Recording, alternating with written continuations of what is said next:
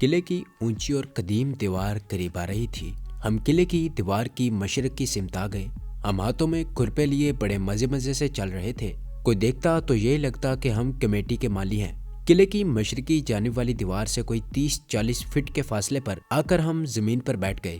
ہم دونوں نے سگریٹ سلگا لیے اور سگریٹ پیتے ہوئے قلعے کی دیوار کی چھت کی طرف دیکھا۔ قلعے کی دیوار 60-70 فٹ اونچی ہوگی۔ اوپر ایک سیمنٹ اور اینٹوں سے بنا ہوا چبوترا باہر کو نکلا ہوا تھا۔ اس کے نیچے دیوار میں 4 چکور سوراخ بنے ہوئے تھے۔ میں نے وہ سوراخ کمانڈو منصور احمد بٹ کو دکھائے اور کہا، یہی وہ مورچہ ہے جہاں فوج کے زمانے میں مشین گن کی پوسٹ ہوا کرتی تھی۔ اب اٹھ کر اپنا کام بھی ساتھ ساتھ شروع کرتے ہیں تاکہ اگر قلعے کی جانب سے ہمیں کوئی دیکھ رہا ہو تو اسے ہم پر شک نہ ہو۔ میں نے جیب سے پیمائش کرنے والا فیتا نکال کر اس کا ایک سرا کمانڈو منصور احمد بٹ کو پکڑایا اور خود یہ فیتا کھول کر کوئی 10 فٹ کے فاصلے پر زمین پر کھرپی سے نشان لگا دیا۔ اس طرح ہم نشان لگاتے لگاتے قلعے کی دیوار کے مزید قریب ہوتے چلے گئے۔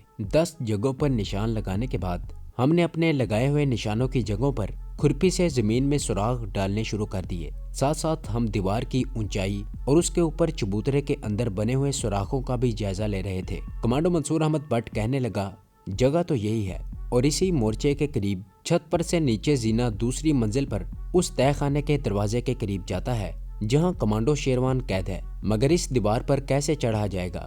میں نے کہا، اگر ہم اس دیوار پر نہیں چڑھ سکتے تو پھر کمانڈو کی تربیت ہم نے کس لیے لی تھی؟ ہم میں اور ایک ٹرینڈ کمانڈو میں فرق ہی کیا رہ جاتا ہے؟ اس وقت پستول ہمارے پاس نہیں تھے، پستولوں کی ہمیں ضرورت بھی نہیں تھی۔ ہم دونوں پستول اپنے مجاہد کے مکان پر ہی چھوڑ آئے تھے۔ ہم ایک دوسرے کے 10 فٹ کے فاصلے پر بیٹھے زمین پر کھرپی سے سوراخ ڈال رہے تھے۔ یہ کام ہم بڑے آرام سے کر رہے تھے۔ ہماری ساری توجہ قلعے کی دیوار کی طرف تھی۔ میں بڑے غور سے دیوار کا جائزہ لے رہا تھا۔ قلعے کی دیوار کے نیچے ایک کھائی تھی جس میں جاڑ جنکار اگا ہوا تھا اور کہیں کہیں کوڑے کے ڈھیر بھی لگے ہوئے نظر آ رہے تھے۔ میں نے اندازہ لگایا تھا کہ اس دیوار کو پلانگنے اور اوپر مورچے کے چھجے تک پہنچنے کے لیے ہمیں کم از کم 70 فٹ لمبے رسے کی ضرورت پڑے گی۔ یہ ذرا مشکل کام تھا۔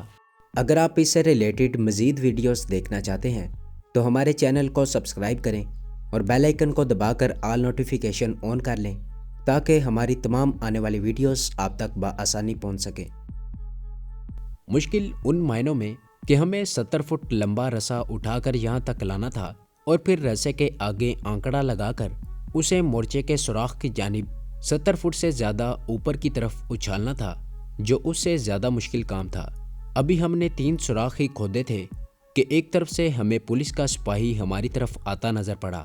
میں نے کمانڈو منصور احمد بٹ کو ہوشیار کر دیا۔ ہم خاموشی سے اپنے کام میں لگے رہے۔ سپاہی سکھ تھا، وہ ہمارے پاس آ کر کھڑا ہو گیا اور بڑے روب سے بولا، تم یہ کیا کر رہے ہو؟ کون ہو تم؟ میں کھرپے والا ہاتھ روک کر اٹھ کھڑا ہوا اور سکھ سپاہی کو نمسکار کرتے ہوئے کہا، مہاراج، ہم کمیٹی کے مالی ہیں۔ کمیٹی یہاں پیریڈ کے کنارے کنارے نئے درخت لگا رہی ہے۔ ہم کو سیکریٹری صاحب نے درختوں کے واسطے سوراخ بنانے کو بھیجا ہے۔ کل اس میں ڈی سی صاحب آ کر درخت لگائیں گے جی۔ سکھ سپاہی جھک کر ہمارے بنائے ہوئے سوراخوں کو دیکھنے لگا، پھر بولا، ٹھیک ہے، اپنا کام ختم کر کے پل کی طرف سے چلے جانا، پریڈ والے بٹ کی طرف آنے کی ضرورت نہیں ہے۔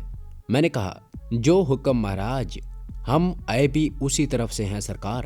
بس کام ختم کرو۔ اور یہ تم سگریٹ کیوں پی رہے ہو؟ میں نے جلدی سے سگریٹ زمین پر پھینک دیا اور کہا، غلطی ہو گئی مہاراج۔ سکھ سپاہی بڑبڑاتا ہوا، شاید ہم دونوں کو دل میں گالیاں دیتا ہوا جدھر سے آیا تھا اسی طرف چلا گیا۔ کمانڈو منصور احمد بٹ نے آہستہ سے کہا، مصیبت آئی تھی، ٹل گئی۔ میں نے کھرپی چلاتے ہوئے کہا، منصور، ابھی اس سے بھی بڑی بڑی مصیبتیں آئیں گی۔ اتنی دیر میں ہم نے قلعے کی دیوار کی اونچائی اور اس کی اوپر سے نیچے تک ہموار سطح کو دیکھ کر اندازہ لگا لیا تھا کہ ہم رسے کی مدد سے اس دیوار کے اوپر نہیں چڑھ سکتے۔ اس کے لیے ہمیں کوئی دوسرا راستہ اختیار کرنا پڑے گا۔ دوسرا راستہ یہی تھا کہ قلعے کے اندر جا کر چھت پر سے رسا نیچے لٹکا دیا جائے۔ یہ کام دشوار اور بظاہر ناممکن لگتا تھا، لیکن کمانڈو اگر کسی مشن کے بارے میں یہ کہہ دے کہ یہ ناممکن ہے تو اسے کمانڈو کہلانے کا کوئی حق نہیں۔ فوراً میرے دماغ میں ایک ترکیب آ گئی۔ میں نے یہ ترکیب کمانڈو منصور احمد بٹ کو بتائی تو وہ سوچ میں پڑ گیا۔ دیکھ لو، کیا ہم ایسا کر سکیں گے؟ یہ مجھے مشکل بات نظر آتی ہے۔ میں نے کہا، तुम फिक्र न करो, ये काम मैं मुकम्मल करूँगा। आओ अब वापस चलते हैं, अब हमारा यहाँ कोई काम नहीं है। हम उसी तरह खेतों में से गुजरते हुए अलग अलग होकर अपने मुजाहिद के मकान में आकर बैठ गए। वो दोपहर को आया। उसने कहा था कि वो हमारी कारगुजारी मालूम करने दोपहर को खाने के वक्त आएगा।